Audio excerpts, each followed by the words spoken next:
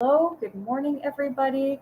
I just wanted to, first thing, apologize. I am actually a little bit tired this morning. So if I do happen to get stumbly or lose my words, that will be why.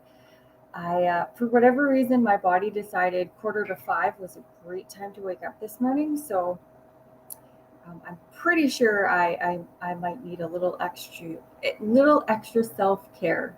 Maybe today, if I can't get it, tomorrow for sure. So I hope everyone is having a wonderful day, a wonderful week. Today, what I would like to talk about is a little bit again the perception, the how we perceive our reality is, how the stories we make, how we perceive everything.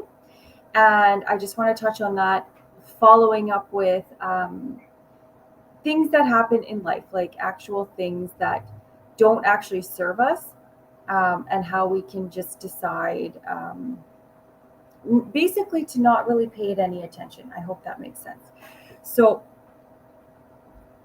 I talked about this before. If you guys have not seen my previous episode on the our reality is our perception, this is just talking about, like, there's so many sayings around it. One man's trash is another man's treasure, glass half empty, glass half full, all of these things, right? It's all how we perceive a situation. Similarly, like if you're having two people that have disagreement or an argument or something, oh, there's this person's story, there's this person's story, and the truth is somewhere in the middle. Same thing. It's, each person is telling you their truth, and it can be 100% true to them. It's just they are seeing different things that happen from the same situation.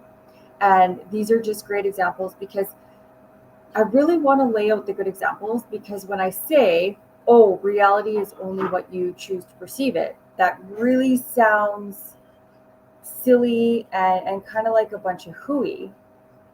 But so that's why I just want to put all these examples out there and really, um, to wrap our heads around that this is actually just a real fact, right? Similarly, where everyone thinks beauty is in the eye of the beholder, because we are all attracted to different things. We all like different things, different foods, all of these things, right?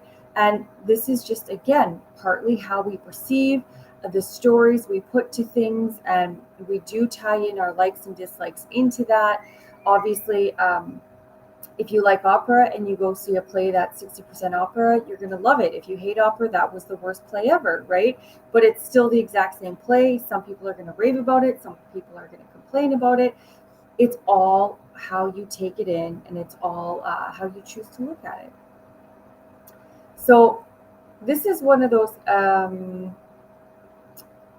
trying to figure out how to really tie in life events and stuff. So, pulling out the positives, this is another great way of how we choose our realities. Bad things happen, life happens. We can't control what happens outside. We can't control anything in life, but we can control how we respond to it, right? If someone's going to be rude, if someone's going to, I don't know, whatever, be awful, we cannot stop them from doing whatever they're doing, or saying whatever they say, or thinking whatever they think. We can just choose to respond accordingly, right? Um, I will also say, like, the figuring out those different stories, it's really, really good to practice creating different stories. I don't know if you guys have ever done like the people watching, and I've seen it in movies, and I've seen it in a few shows where people sit back and they like make up stories for people that they see. So I think this is a great thing to do, because it trains us to think that there are multiple different stories, that there could be multiple different reasons for what you're seeing. So this is one of those, if you're in I used to do it when I was young. It popped into my head, if you in the bar, you make up like scenarios for different people, who they are, or whatever. But I'm gonna say more the mall, or like even a movie theater, just anywhere out and about. You see someone in a vehicle next to you. You're at a red light. You can make up a quick story or two, perhaps, and just practice making up these stories. It's a good way, again, to really train your mind that there could be multiple reasons people are doing what they do or saying what they say. You know, that lady in the supermarket, she stops her cart in the middle of the aisle, and then she's standing off looking at her, whatever is in the aisle. And it's very easy to get upset. And the auto assumption is this person is rude. They're so self-centered. They think about no one but themselves because, they just stopped the cart in the middle, walked off to the side. They don't even realize they're blocking the whole aisle. Like, how ignorant is this person? And all these stories, right? That's a story. And that might be true. Maybe this person is the most self-absorbed person in the world and just doesn't care that she's blocking up the whole aisle. Maybe. Or maybe she got, devastating news and she's in this complete brain fog, and she could have been sitting in her car in the parking lot and got horrific news, and just walked on in because that's why she was here. And maybe she's just wandering in a bit of a daze, in shock of what she heard. And she's just trying to get through her grocery shopping, processing whatever this was. Could be. We don't know. Perhaps this person has a lot of pain, and they're just focusing on getting through pain. Um, Perhaps this person has, maybe they're medicated. Maybe something's going on in their life. They're a little medicated, and it's, kind of making them a bit drowsy, not really thinking clearly. Like, there's so many reasons why a person can do one thing, right? So, first of all, this is great to just realize that, to not jump to assumptions, to really train ourselves of appropriate responses to what other people do and say, knowing that there could be all these alternative reasons, right? And this is a great way to practice creating these stories, is in places, like the grocery store. Again, I'm not going to ask this lady why she's stopped her cart in the middle. I'm not going to start a conversation. So it's a good person for me to, hey, there could be all these different reasons. And then I walk away. And then here's where we choose to have the best story that helps us and serves us best. Where, again, I'm not going to ask her why she's doing what she's doing. It's inconsequential. If she's in a terrible mood or something happened, like, it's not my business. I don't want to get involved. So I'm literally not going to know the reason she's doing this, which is fine. I don't need to know. It's not my business. So I'm going to choose to pick the story that makes me feel best, as in, like, she just doesn't realize, for whatever reason, she doesn't realize she's blocking the aisle. She's in some sort of fog for whatever reason. Maybe she's overwhelmed and is too many things on her mind and just doesn't realize what she's done. I'm going to choose to believe that is the story because it irritates me the least. We'll say it serves me the best. And then I'm going to respond accordingly of, going around, or maybe I politely, oh, excuse me, maybe I move her cart a little so I can get by, whatever it might be. And my point of that is, we will never know the truth. So there's no harm in just choosing a truth that helps us stay in a good, positive mood that serves us the best in our situation, right? I hope this makes sense. So this is where you have to just accept we don't know the facts. So we're just going to choose the best, most positive story that we can, and give that person the benefit of the doubt that they are a great human being who's just having a little bit of a struggle, right? We always, again, it's like pulling out that positive and choosing something that serves us the best. Because if I choose to believe they're this horrible person who's ignorant and doesn't care and whatever, I'm going to feel a little more negatively about that. That's not serving me any purpose. What good does that bring of me thinking about that of her when I have no proof and I don't know? So I hope this is all landing. I hope I'm explaining it properly. Yeah, and the other thing, so Yeah, first and foremost, it's the, practice creating stories. Go out people watching and practice creating stories. This is really fun if you do it with another person. And just how wild your imaginations can get. And that again is going to help your mind. We're training it to know that there is always more than one story to be had. So we can never assume, right? That's what we're doing with this. And then also at the end of it, make sure to choose the best story, the nicest story that you've given that person, and give them the benefit of the doubt that they're this wonderful human being. And then that'll make you feel better, right? It serves you best. So the other thing I want to touch on is like things we do know, more the facts of life, like I guess like the economy. So groceries have gone up. Well, everything's gone up in life. Inflation is everywhere. It doesn't matter what country you live in. It's got us. It's got us all. So that might be a fact. So you might come across maybe at the office people complaining about the economy, complaining about money, all these different things. And maybe you walk up to the water cooler and they're like, oh my God, did you hear? The prices went up yet again. Eggs went up another $2. This went up, that went up. Pardon me. And everyone's just having this nice little complaining session going on. Obviously, first and foremost, we want to recognize this is just a big old circle of negativity going on. They have allowed themselves to be consumed by that trauma. And the fact is, like, okay, inflation went up again, food went up again, eggs are up, who knows what else is up. That might be a fact. All right. But does it serve you and does it help you in life at all to stand there complaining about it? Does that make you feel better? Does that make you grow as a person? Does that help you achieve something at work? Like literally, does this benefit you at all to stand there and bitch about something? Right? And of course it doesn't. And you might say, oh, well, it'll make me feel better at the moment to vent. But that's actually just a misconception. That is ourself allowing ourselves to be dragged into the drama. So when we get dragged into that negativity, what does negativity love? Complaining, I'm the victim, poor me, rah, rah, rah, rah, rah, right?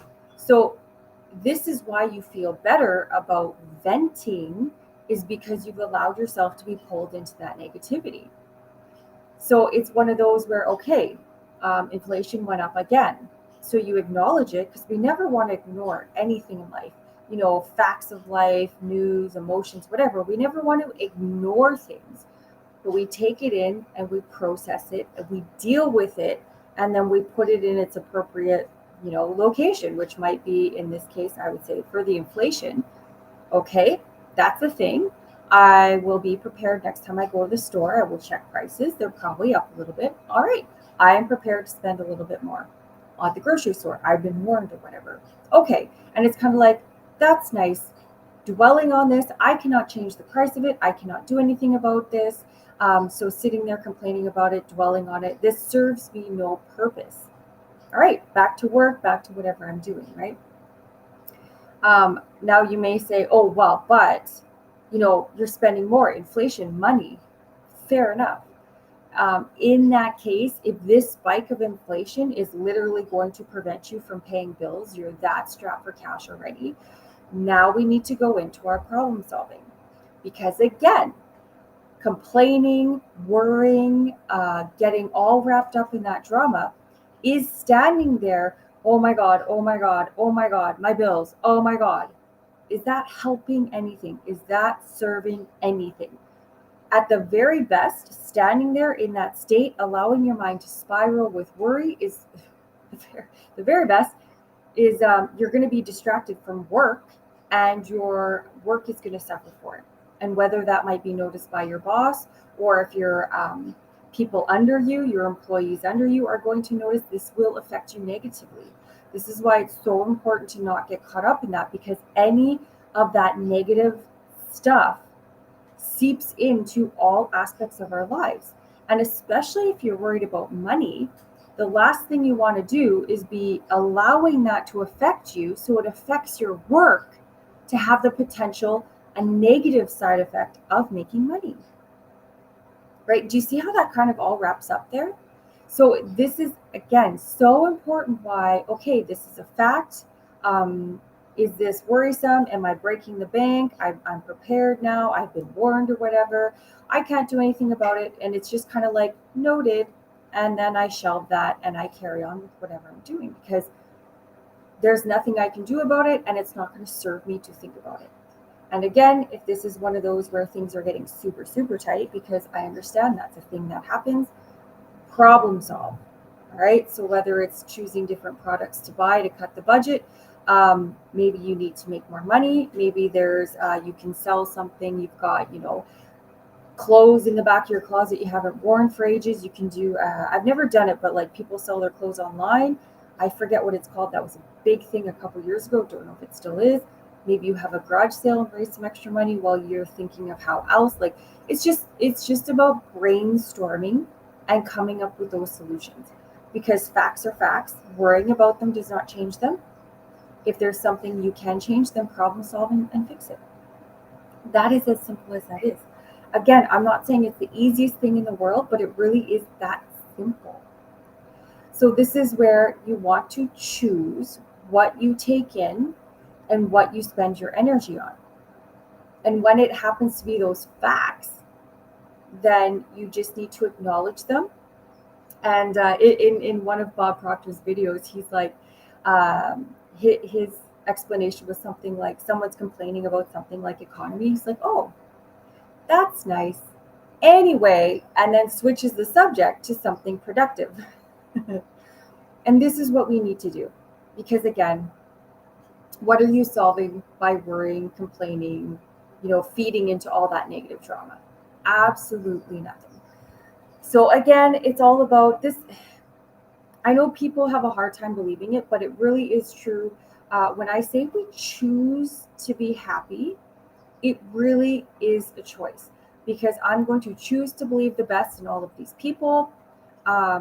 If people do something towards me negatively or whatever, I'm going to choose my appropriate response. Me getting caught up in drama does not help me. It does not serve me. It does not do anything beneficial for me whatsoever. So that maybe I need to put up boundaries for these negative people. Maybe I need to take a break. Maybe we need to have a chat, whatever it might be. But you really need to ask yourself, does this help me? Does this help me benefit work-wise, money-wise, growing as a person, help my family? Is this going to negatively impact my family? Or does this help my family bond and stay close and be a family unit? It is all those choices, because it's so easy to get wrapped up in negativity. You think of, especially women. I don't know if you guys do this at all, but as females, you get around and let's say there's 6 or 8 of us, and I've had this happen a ton, and someone starts complaining about the husband or the boyfriend, and then someone else, and all of a sudden now you just have this great big negative complaining, and all the wives are going home mad at the husbands. The husbands are like, what did I do? Nothing. It's just they got caught up in drama. It spun them into a negative place. Now they're thinking about all the negative, all the horrible things, and away we go, right? Like it's so easy to get caught up in that gossip, that drama. It's all the same negative feelings and negative place. And that, I don't know, I know I was going to say negativity loves, misery loves company. So that's why we try, if someone is negative and miserable, they try and draw people in, because misery loves company. I'm not quite sure what is so appealing and why we really get caught up in drama and gossip. Maybe it's some weird feeling of importance that we're being included. It might be the feeling of being included in it, because of course when someone, oh my god, I know, totally, blah blah blah, then you feel like you're bonding. I'm gonna go with that. But honestly, again, now we're creating a bond off something negative. Like, do you think that relationship is going to flourish when the only thing feeding it is toxic and negative emotions? Right? So this is, again, really important to make those proper choices. I'm going to choose happy people. I'm going to choose people that don't like drama. I'm going to choose to not let this person bother me, come at me, whatever it might be. I'm going to choose to believe the best in people, because that helps me stay in a great mood, as opposed to thinking, humanity is screwed and everyone's garbage and I'm just gonna, put my horse blinders on and people are stupid. Like, that's not gonna help us at all. And so it's through all of these choices. And that's also where practicing that positivity and that gratitude really come in, because if you can pull the positives out of every situation, anything that happens, that puts you in a better, happier mindset. And it does, like when you're thinking positively, you're naturally, I don't want to say happy, but you're definitely happier, right? Oh, well, that. Like, usually when I think of a positive, I usually smile. Very rarely does it not make me smile. And so if we're just going through the day, picking out the positives, then literally we're kind of happy throughout the day, right? And that's how we choose to be happy. So just give that a bit of food for thought. I hope I explained it well. I know I kind of fumbled a little bit there, but if for whatever reason this is not clear, drop it in the comments. Let me know. I will be more than happy to clarify. Um, and for if something isn't clear, I haven't explained it quite right for you, please elaborate. Don't just say, "Oh, what do you mean?" Well, what do I mean with which part? What do I mean in what sense? Like, really try, and if you have questions, let me know like what that question is so I can answer it to the best of my ability and understand what you were asking. But yeah, this is a really big one to get, and especially when it comes to like right now in North America, I think all of Europe. So again, I want to say everywhere, economies are really fluctuating. They're not necessarily the best. It's really turmoil and unknown what's going to happen. So it's getting into that mindset where we can handle that information when we get it. We can take and process. Oh, stocks dropped. Okay, noted. Is there a problem to solve?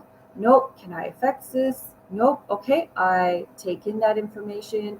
I've been warned of whatever. I file it away and I carry on with what I'm doing, not letting that bother me. Because if something's bothering me, then there's a problem. If there's a problem, then I need to solve it. Right? All right, guys. I hope, again, this is all making sense. It is a game changer. Once you can get this, oh my goodness, stress, anxiety is almost not a thing. It is wonderful. Practice it, like I said, and it is really fun. I love people watching. So start practicing that, making up the stories. Even, someone walks past the vehicle, you're in a parking lot, you can make up a little story for them. Oh, they're out running an errand. They have to go, pick up something for the wife, but he thought maybe he'll just grab a coffee on the way. And oh, maybe he'll just check out what's happening in the theater. Like, just make up silly little stories. Again, just training our mind to create alternatives so we don't jump to conclusions, we don't assume. Super important. All right, guys, have a wonderful Thursday and enjoy the weekend. And yeah, drop some comments, give me some likes. If you enjoy my videos, recommend me to other people, subscribe, all that fun stuff to help promote me, and get my videos out there. If they help you, they'll help other people. And doing those thumbs up, the subscribing, commenting, this all helps boost my videos out there. Like I said, if it helps you, it's going to help someone else. So help boost the video so other people can see it. All right, guys, wonderful. Have a wonderful rest